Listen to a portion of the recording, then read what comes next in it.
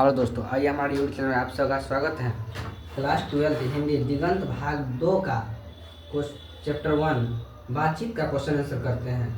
पहला क्वेश्चन है, अगर हमें वाक शक्ति न होती तो क्या होता। अगर हमें वाक शक्ति न होती तो हमें गूंगे बनकर रहना पड़ता। हम दूसरे का सुख दुख नहीं जान पाते और न ही अपना सुख दुख दूसरे को बता पाते। एक दूसरे की कोई सहायता नहीं कर पाने के कारण हमें सामाजिक न होकर पूर्णतः जंगली बनकर रहना पड़ता। वाक शक्ति नहीं होता तो हम किसी की सहायता भी नहीं कर सकते थे, न किसी से बात कर सकते थे, न कुछ कर पाते। सिर्फ खाने से मतलब रहता है। जैसे जंगली जानवर जो है उसको खाने पीने से सिर्फ मतलब रहता है।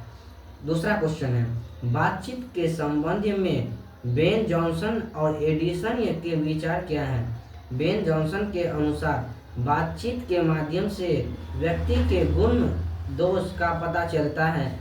मौन रहने पर अच्छे बुरे बुरे एक ही जैसे लगते हैं। एडिसन ने दो लोगों की बातचीत को श्रेष्ठ माना है। इसमें व्यक्ति खुलकर अपना मनोभाव एक दूसरे को व्यक्त करते हैं। बेन जॉनसन जो कहते हैं मतलब जो है व्यक्ति का गुण, मतलब कोई आदमी मान के चलिए हम ही या आप ही जैसे चुपचाप रहिएगा तो उससे अच्छे बुरे का कोई अनुभव नहीं होता है। आप जो बोलते हैं किसी दूसरे के पास जो बोलिएगा तब ना वो समझेगा अच्छा बोल रहे हैं या खराब बोल रहे हैं। जैसे कोई व्यक्ति भाषण देते हैं, भाषण देने के बाद ही समझते हैं सो मतलब ये भाषण देने में अच्छे हैं खराब है, नहीं इसे देने नहीं आता है। अगर चुपचाप रहिएगा तो इससे कोई पता नहीं चलता है। और जो है बातचीत जो है दो लोगों के बीच बातचीत जो होता है वो सर्वश्रेष्ठ माना जाता है।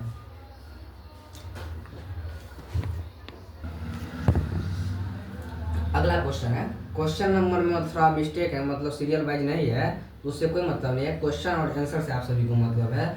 जैसे चौथा क्वेश्चन है, मनुष्य की बातचीत का उत्तम तरीका क्या हो सकता है। मनुष्य की बातचीत का उत्तम तरीका अपने आप से बातचीत करना है, क्योंकि इसके लिए न किसी दूसरे व्यक्ति की आवश्यकता होगी और न ही स्थान की। इससे कोई विरोध और विवाद का डर भी न रहता है।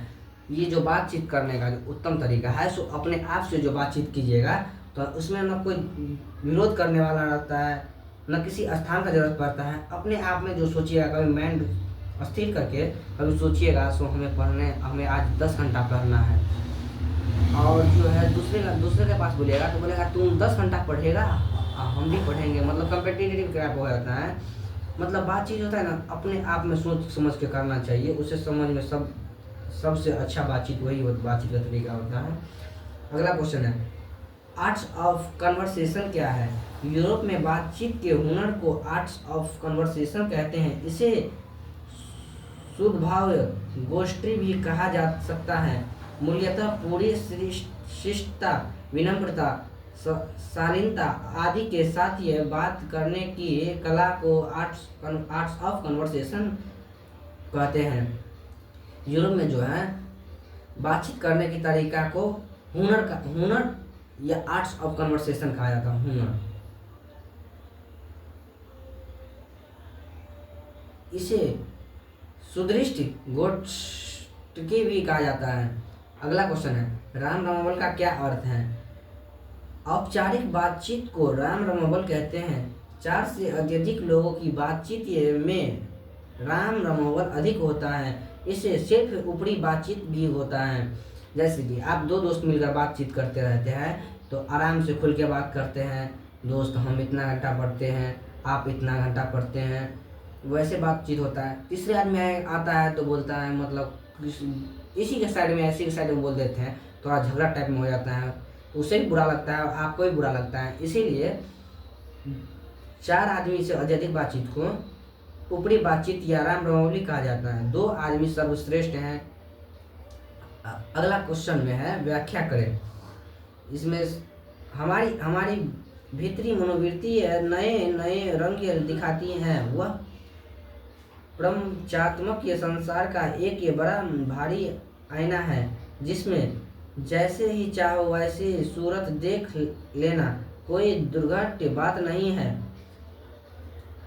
पहले जो है ये जो लाइन है किस कविता का है या किस लेखक का है, किस कहानी का है, इसके बारे में आप डिटेल लिखना पड़ता है। उसके बाद जो लिखिएगा तो ये 5 नंबर में आता है, तो 5 नंबर आपको पूरा का पूरा मिलेगा।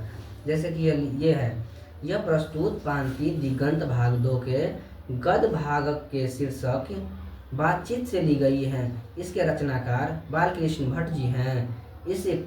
इस पांति माध्यम से लेख कहते हैं कि मनुष्य की भीतरी मनोवृत्ति प्रत्येक क्षण नए नए रंग दिखाती हैं, अर्थात उसमें नए नए विचार आते रहते हैं।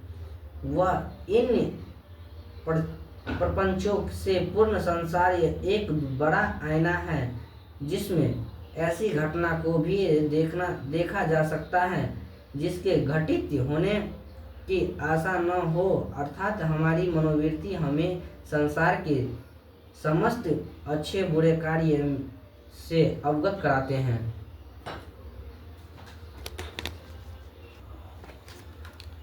ये इस चैप्टर का लास्ट क्वेश्चन है, जो सपर्शन व्याख्या ही है।